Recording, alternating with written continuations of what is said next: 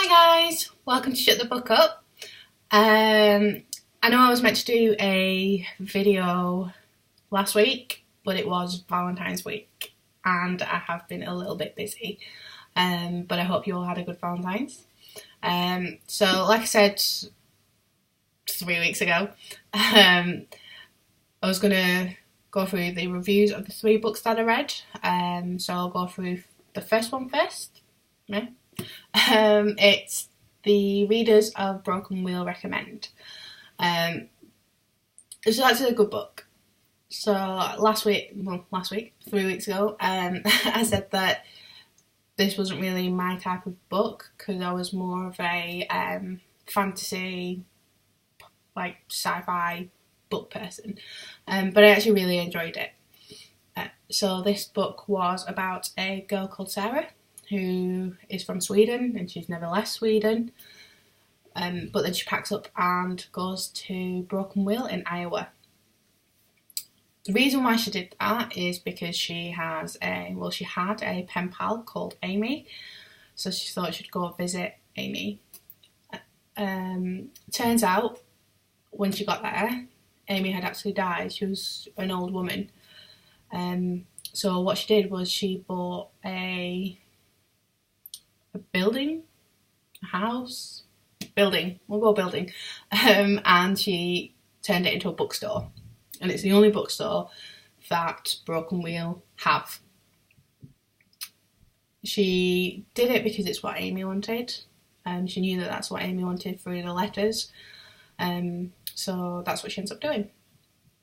While she does that, a lot of people in Broken Wheel are very nosy, and it's a very small town, so everyone just knows everyone's business. So they try and create a bit of trouble for Sarah, but they don't realise that it's going to have some bad effects, what they're doing. They just really wanted to keep her because it was this new sparkly thing that had come into town. So they wanted to keep her, but they didn't realise that it could potentially backfire on them. But Sarah was really good at matching books with people. 3 weeks ago I said that I thought it'd be a romantic novel, and it really isn't. It was really quite cute, and like at the end of each chapter it shows letters that both Amy and Sarah write to each other in letter form, and I thought that was really cool. But a lot of the people who tried to kind of get themselves involved, they've all got their own issues to deal with. So there's someone who has issues with their sexual orientation. There's someone who has issues because of child custody. So they've all got their own issues. But I thought it was really good, and I thought it was a little bit far-fetched because I'd never go to Sweden because, you know, I'm pen pal someone. It's a bit like catfishing, a little bit.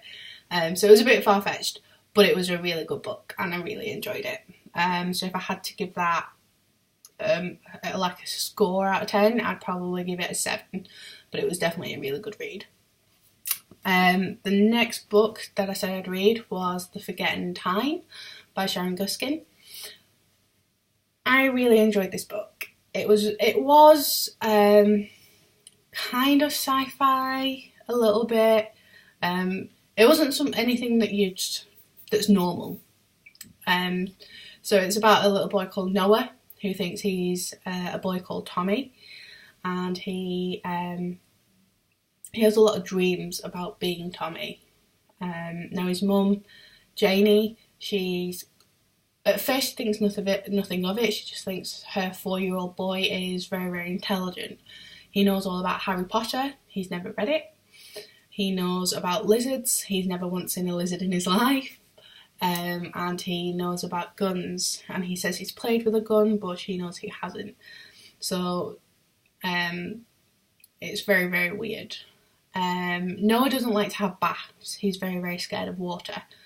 And he screams every time she tries to bathe him. Now, he goes to school and he tells his teachers that his mum held him underwater, and that was his issue. So she gets called into the school and they chat about it, and basically they think he's being abused, but then she explains to them that he thinks he has another mummy. And he always says that throughout the book, when's my other mummy coming? Which is kind of a little bit sad for Janie, because it's like, she's your mum. And he keeps calling her mummy mum, and that's where he differentiates between them. She then tries to get him seen by different doctors to try and figure out what's wrong with him. And she reads an article online by a doctor called Dr. Anderson. He's suffering from aphasia, I think it's pronounced. It's kind of like dementia. He just forgets his words, and he doesn't know how to properly speak. But she reads up on his studies that he's done with past patients. He's not a clinical doctor in the sense, he's more of a researcher. And he researches kids who have dreams about their past lives. So that's what they think is going on. He's dreaming about his past life where he was a little boy called Tommy. And she calls it reincarnation. So it's a book about figuring that out. It's really, really good. But it's a little bit weird, but a good weird. So for this book, if I had to give it anything, it would be an 8 out of 10. It's brilliant. I liked it. The last book then was Small Great Things by Jodi Picoult. I have issues pronouncing her last name. But I thought this was a brilliant book. I absolutely loved it. Again, it's not the type of book I read, but it was very, very thought-provoking. It's about racism and how it affects people.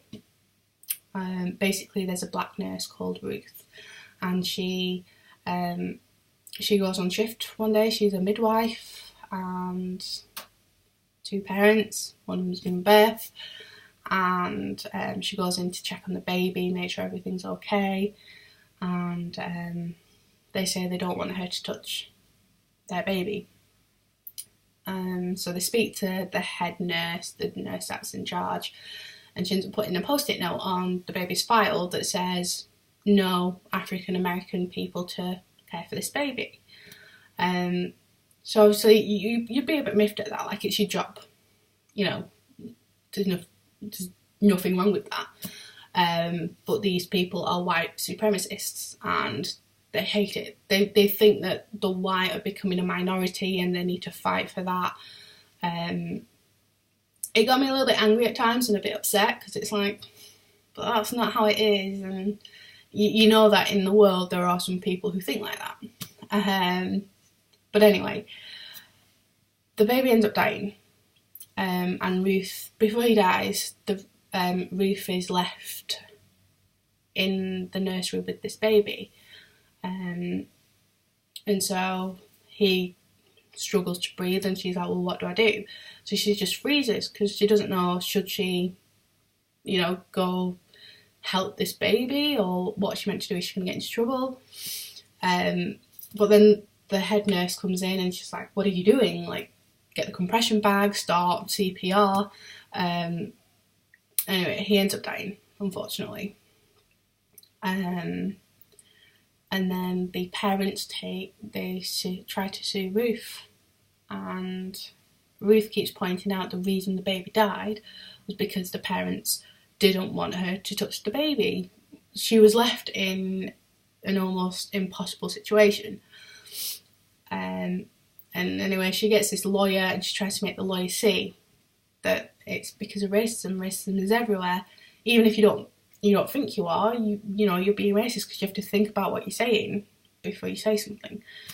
Anyway, the judge rules it because the jury can't decide, and he dismisses the whole thing. He says, nope, there was nothing you could have done. And like the wink to the reader is that the mother of the baby is actually half black. Her mum is black, and she never knew this because she never met her mum. But that was just, it was an amazing book. I absolutely loved it, and that's definitely a 10 out of 10 book. I think Jodie did well to like get that in there. I thought it was absolutely brilliant. Loved it. So what I'm going to do then is I'm going to pick 3 more books, and what I'll do is, well, I promise I will go kind of pick 3 books, and I'll do another vlog on Thursday, just doing what I did nearly over a fortnight ago, and I'll just see which books I'm going to read, and the reviews I'll do on them in a fortnight's time. So I'll see you then. Thank you.